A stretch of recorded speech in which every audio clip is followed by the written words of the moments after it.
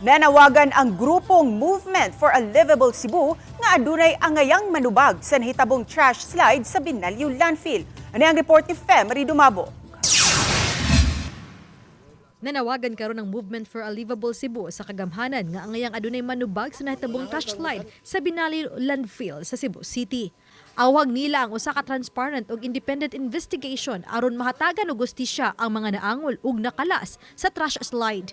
Ang Movement for Livable Cebu, usa ka civil society organization nga gilangkuban sa sektor sa mga negosyante, pribadong sektor, mga environmentalist o guban pang sektor ang nibutyag nga angayang tutukan ang suliran sa paglabay sa basura aron kalikayan nga dili na mahitabo pag-usab ang Binalyo trash slide incident.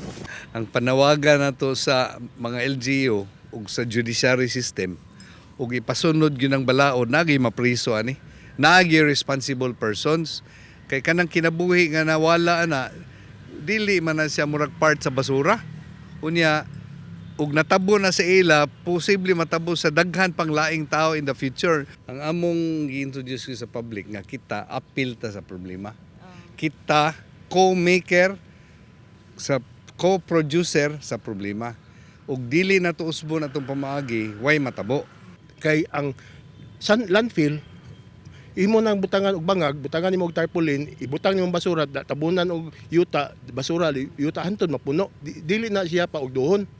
Pero ang katong nahitabo sa Binalyo, didto noon ibutang sa ibabaw, naa pa gyud tungod sa ilang MRF facility, nagbitay ang basura, that is an accident in waiting.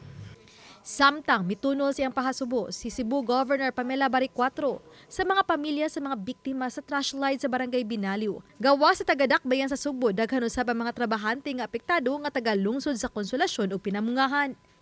Mipasalig ang gobernador nga may igahin unya nga salapi nga magsilbing hinabang pinansyal alang sa mga kabanay sa nabiktima sa trash slide nga mga mulupyo sa lalawigan. Possible na financial assistance na. Yes. We're really looking into that. So nato pagtabang ni sila, no? Kay naasa ni sila sa probinsya.